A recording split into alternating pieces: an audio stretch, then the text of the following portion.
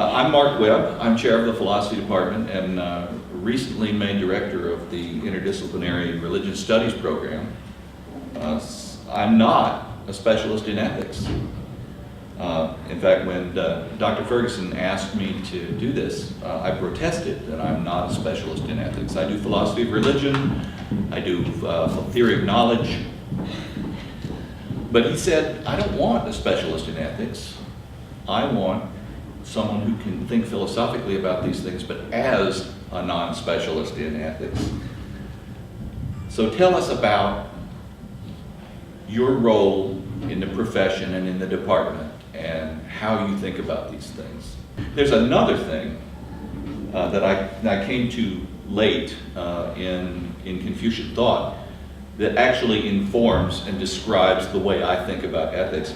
And that's, the Confucians had this idea of the five relations, right? It's relations between ruler and subject, father and son, husband and wife, older brother, younger brother, things like that.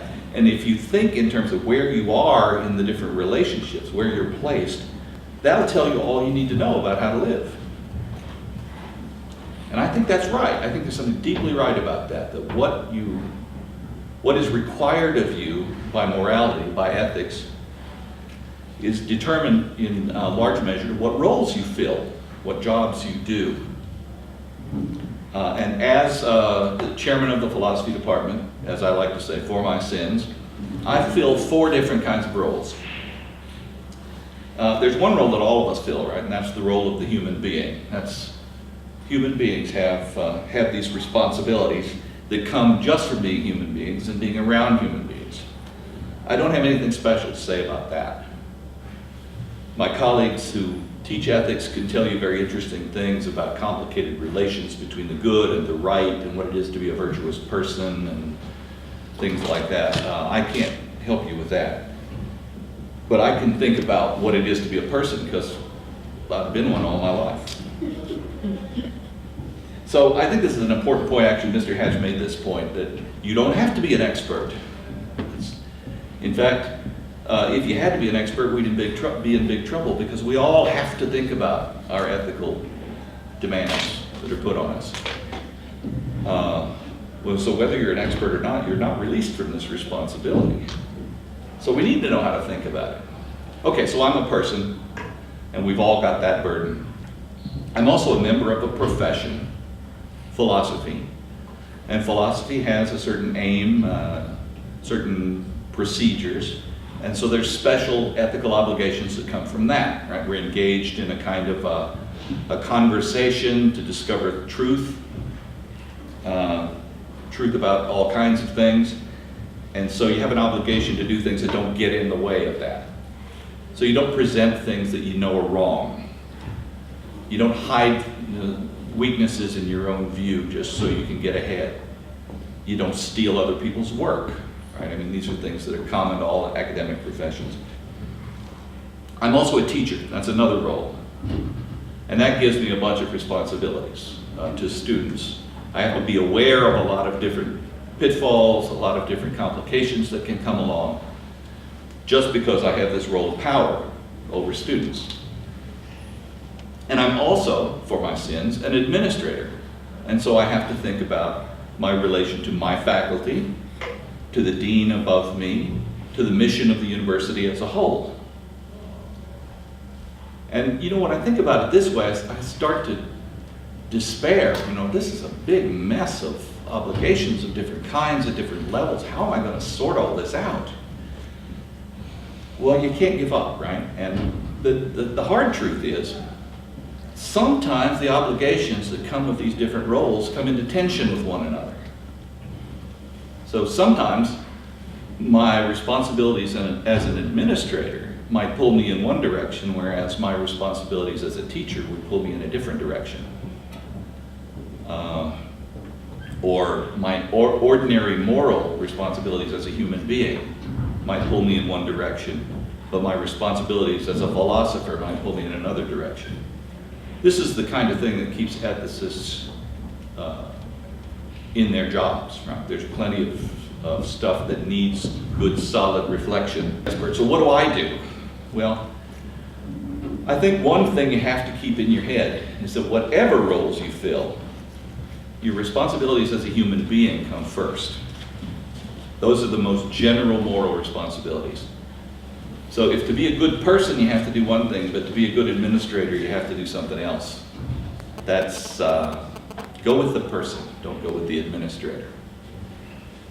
See, in some ways it's kind of like, being a good person versus being a good burglar. Right? Your responsibilities as a good burglar or a good thief are trumped by your responsibilities as a human being. And I think that's how it works. And of course, people are the same all over the world, and so this is where the global part comes in. A human being is a human being is a human being, and so whatever responsibilities accrue to us by nature of our being persons, those are the same responsibilities everybody has. And so you end up with something quasi-global, right? I mean, it crosses lines of gender, and race, and nation, and culture. It crosses all these lines. So you end up with universal values. But that doesn't have to mean something sort of hegemonic. So we have to think we are right, and so when we meet somebody who disagrees, they are automatically wrong. So we can take their land and take their oil or whatever. And that's because the universality, what it is about a human being that makes for moral standing and moral obligations being the same for everybody, also underwrites the diversity, the differences. It's sort of complicated how it does that, but I think we all agree it does that. So it's the very same, here's a simple example. I've traveled a lot to Turkey. And Turkey is one of those countries where it's the custom to take your shoes off before you go into someone's house. And we don't do that. Well, that sounds like a big difference. So what should I do? Should I go with my own beliefs or with theirs? Well, obviously I should take my shoes off going into a Turkish person's house. Why? Because of the universal value of respect, right? So the universal underwrites the difference there. Now, Ms. Park mentioned this idea, this goal to strive to be the best in all aspects of your life, to be as good as you can be. I like to think of it that way. I mean, in some ways that's very demanding. But I think if a person does not want to be a good person, they've got a serious problem. That should be a desire everyone has, to be good. And I think being good boils down to a handful of values. Dr. Parson alluded to these values that are in all these cultures, and it's true. We think of the differences, but in fact, there are fundamental values that are the same across all time and across all space. And it doesn't hurt to think about those things. Things like, be kind. Be kind. Don't be a jerk. Right? That may be all you need, in fact, be kind. But just in case, right? Be fair. And that means, don't treat people differently unless there's a relevant difference between them that justifies treating them differently. Treat equals equally and unequals unequally. So, in other words, if I have, let me take an obligation as an administrator. Sometimes I have money to hand out as raises for merit for my faculty. I could just divide it up equally. That would be lazy. I'm supposed to be rewarding merit. Well, if I arbitrarily give one person more money than another because I like it, or because I know he'll complain if I don't, that's not fair. I should distribute the differences in money according to the differences in merit. That's the point. So to be fair puts a burden on you to do something. Be honest. So, if one of your roles requires you to lie to people, to dissemble, not to keep secrets, I mean, sometimes there are secrets, but if you have to lie or pretend, you should examine that role that you're in. Maybe you shouldn't be in it. And one that I used to think that was enough, right? Fairness, kindness, honesty. But lately I've started to think, really there's a moral obligation on all of us to leave things better than we found them. That if you're going to make a difference in your life, make a difference for the better. Make it the case that when you're gone, Things are better than they were before you got there. Now, obviously, this is a point that everybody knows. These things themselves, these basic values, can come into conflict, and it's part of being a human being to have to deal with these conflicts sometimes.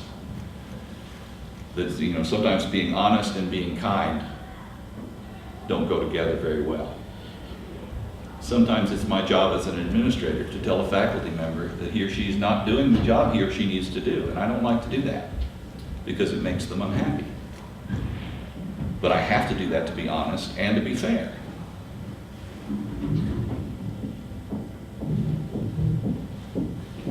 I'm tempted to say that kindness should trump everything, but I'm not sure that's true. Maybe that's just because I'm a soft-hearted guy. Anyway, so these things are not absolute, and they can come into conflict with one another. So how does this work? Right? How do you deploy these values? Well, let me tell you some stories from my recent past. Here's just one sort of thread of this strangeness and how ethics has influenced, how I think about ethics has influenced what I did and where I went. I was a teacher of world religions. Some students approached me at that time and said, we want to start a group called the Intercultural Dialogue Association and we need a faculty advisor. And I thought, yeah, whatever, faculty advisor signs a piece of paper once a year, I can do that, sure. But they actually wanted advice. They wanted an advisor who would advise them. So they kept coming back to my office talking about things they were planning to do.